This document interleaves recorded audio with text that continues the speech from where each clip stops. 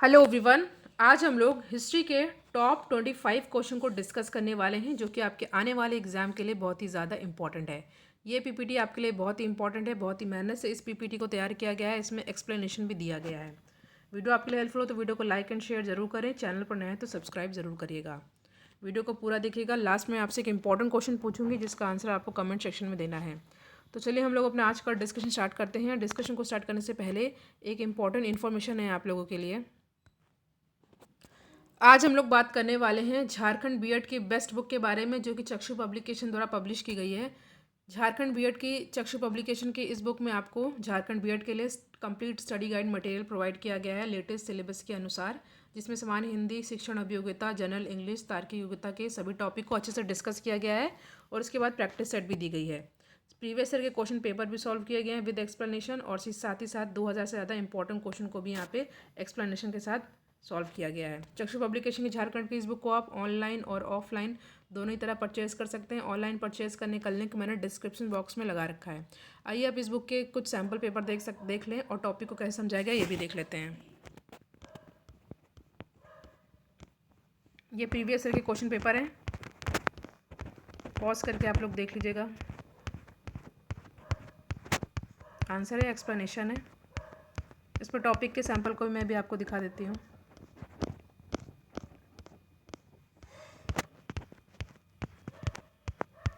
जैसे हिंदी के टॉपिक को यहाँ पे समझाया गया, समझाने के बाद सभी टॉपिक को अच्छे समझाने के बाद प्रैक्टिस सेट भी दी गई है।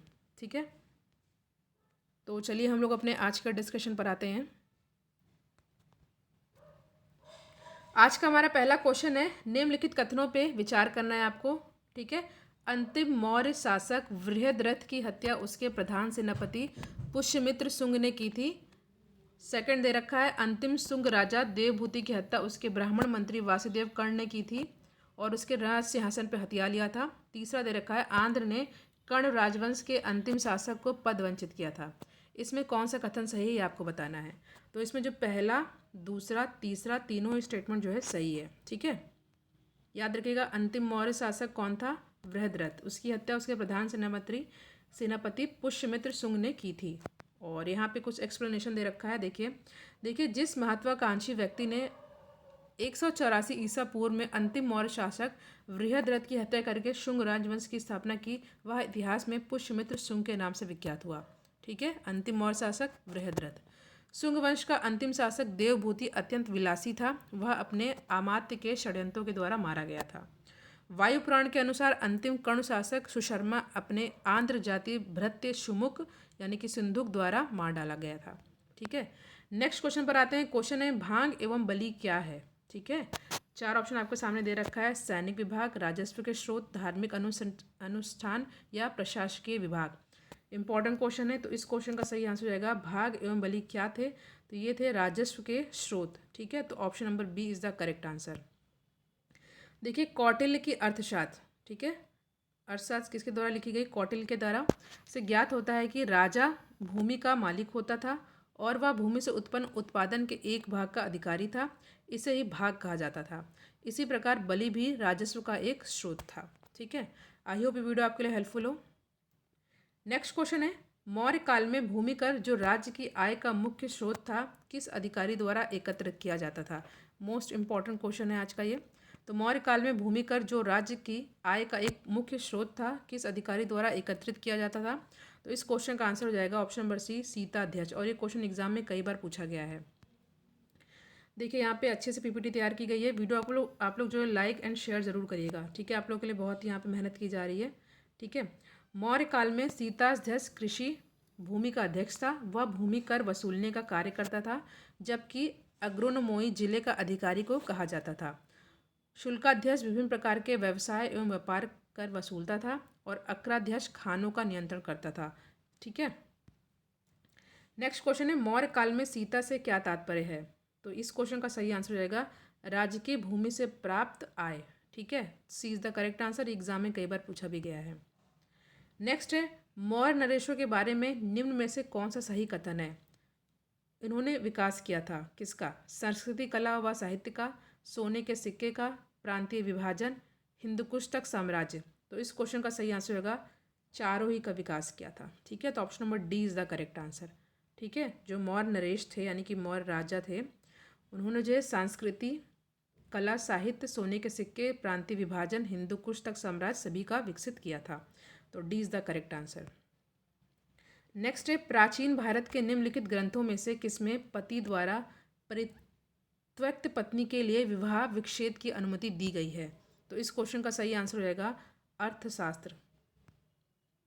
नेक्स्ट क्वेश्चन है, निम्न व्यक्तियों के भारत में आने का आपको क्रम बताना है और एग्जाम में कई बार पूछा गया है। तो इस क्वेश्चन का सही आंसर हो जाएगा, देख लेते हैं, पहले मेगास्थनीज, उसके बाद फाह्यान, उसके बाद जो है आपका हेसांग, फिर इत्सिंग। ठीक है, तो यहाँ पे option number B is the correct answer. देखिए, यूनानी शासक सेल्यूकस ने अपना राजदूत चंद्रगुप्त मौर्य के दरबार में भेजा था। वह बहुत दिनों तक पाटली, एक सेकेंड, हाँ,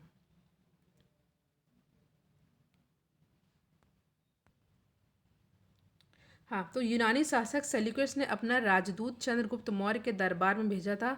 वह बहुत दिनों तक पाटलिपुत्र में रहा था। भारत से में उसने इंडिका नामक पुस्तक की रचना की थी। और चीनी यात्री फाह्यान ने चंद्रगुप्त सेकंड के समय भारत की यात्रा की थी। और चीनी यात्री हेनसांग हर्षवर्धन के समय भारत आया था। हाथ से हर्षवर्धन, हाथ से हेनसांग ऐसे ट्रिका बना सकते हैं। और चीनी यात्री इत्सिंग 7वीं सदी में भारत आया था। नेक्स्ट क्वेश्चन है, सूची 1 को सूची 2 से मिलाना है और आपको सही आंसर यहाँ बताना है। तो यहाँ पे दे रखा है चंद्रगुप्त मौर्य, बिंदुसार, अशोक, चाणक्य, और यहाँ पे दे रखा है प्रियदर्शी, सैंड्रोकोटस, अमित्रघात या विष्णुगुप्त।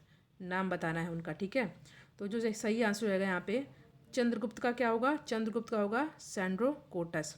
बिंदुसार का क्या होगा? ध्यान दीजिएगा, बिंदुसार का यहाँ पे क्या होगा? अमृतघात। चाणक्य का क्या क्या होगा? चाणक्य का होगा विष्णुगुप्त। और अशोक का प्रियदर्शी, जो कि एग्जाम में कई बार पूछा है। तो सी इज़ द यहाँ पे करेक्ट आंसर। नेक्स्ट है, वर्तमान नगर पालिका का कौन सा कार्य मौर्य काल से जारी है? वर्तमान नगर पालिका का कौन सा कार्य मौर्य काल से ही स्टार्ट है? तो जो सही आंसर है वो है जन्म एवं मृत्यु का पंजीकरण, registration of birth and death. तो सी इज़ द करेक्ट आंसर। देखिए, मौर्य युग में नगरों का प्रशासन नगर पालिकाओं द्वारा चलाया जाता था, जिसका प्रमुख नागरिक या पुर मुख्य था। मेगास्थनीज ने पाटलिपुत्र के नगर परिषद समितियों का उल्लेख भी किया है। इनमें तीसरी समिति जनगणना का हिसाब रखती थी और वर्तमान में भी यह कार्य नगर पालिका प्रशासन द्वारा किया जाता है। ठीक है, इंपॉर्टेंट है ये। नेक्स्ट, निम्नलिखित में से कौन मौर्य युगीन अधिकारी तौलमन का प्रभारी था? तो ये है पौतवाध्यक्ष, पौतवाध्यक्ष। ठीक है, तो मौर्य युगीन अधिकारी पौतवाध्यक्ष तौलमान का प्रभारी था। पण्यध्यक्ष वाणिज्य विभाग का अधिकारी था। सीताध्यक्ष कृषि विभाग का अधिकारी था, जो कि एग्जाम में कई बार पूछा जाता है। और सूनाध्यक्ष बूचड़ खाने के प्रभारी थे। नेक्स्ट, मौर्य काल में शिक्षा का प्रसिद्ध केंद्र कहाँ था? वैशाली, नालंदा, तक्षशिला या उज्जैन? तो यहाँ पे Takshashila is the correct answer. अगला क्वेश्चन है, निम्नलिखित में से किसने पुनर्विवाह वर्जित है? जातक, मनुस्मृति, याज्ञवल्क्य या अर्थशास्त्र? तो पुनर्विवाह किसमें वर्जित है? तो जो सही आंसर है वो है मनुस्मृति।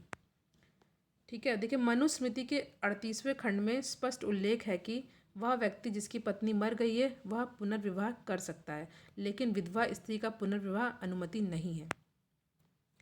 मेगास्थनीज ने भारतीय समाज को कितनी श्रेणियों में बांटा था या बांटा है? मेगास्थनीज ने भारतीय समाज को कितनी श्रेणी में बांटा है? तो ये है 7 श्रेणी में। ठीक है, अगला क्वेश्चन है, वह स्रोत जिसमें पाटलिपुत्र के प्रशासन का वर्णन उपलब्ध है? तो करेक्ट आंसर है इंडिका, मेगास्थनीज की इंडिका।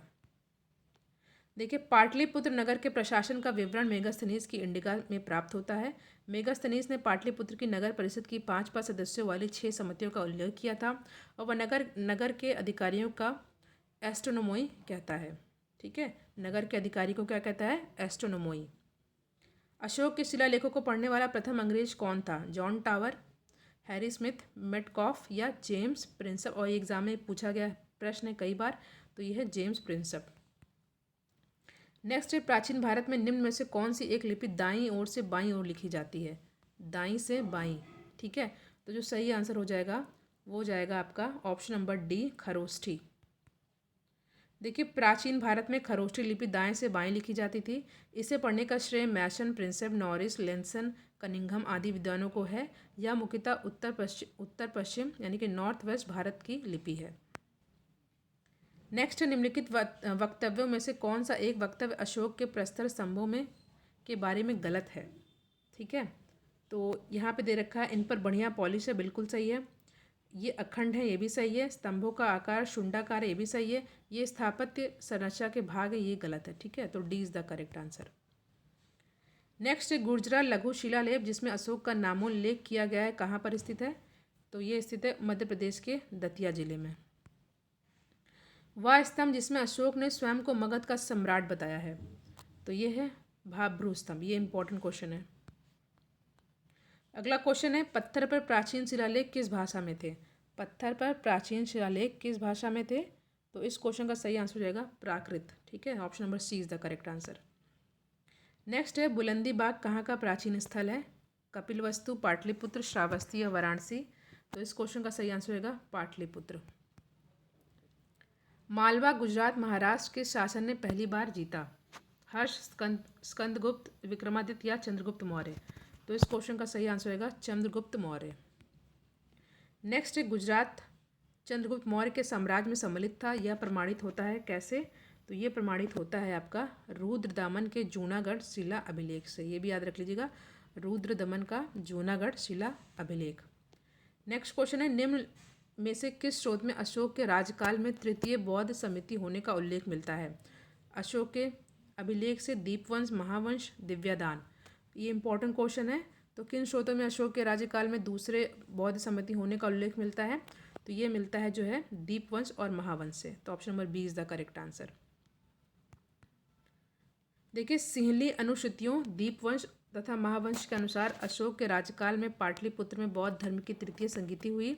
इसकी अध्यक्षता मोगली पुत्तिस नामक प्रसिद्ध बौद्ध भिक्षु ने की थी। लास्ट क्वेश्चन है आज का, सेल्यूकस जिसको अलेक्जेंडर द्वारा सिंध एवं अफगानिस्तान का प्रशासक नियुक्त किया गया था, को किस भारतीय राजा ने हराया था? समुद्रगुप्त, अशोक, बिंदुसार या चंद्रगुप्त? तो सेल्यूकस जिसको अलेक्जेंडर द्वारा सिंध एवं अफगानिस्तान का प्रशासक नियुक्त किया गया था, उसको किस भारतीय राजा ने हराया था? तो ये थे चंद्रगुप्त। ठीक है, तो D is the correct answer. तो यहाँ पे हमने हिस्ट्री के टॉप 25 क्वेश्चन को डिस्कस किया। आई होप ये वीडियोज़ आपके लिए हेल्पफुल हो। Thank you.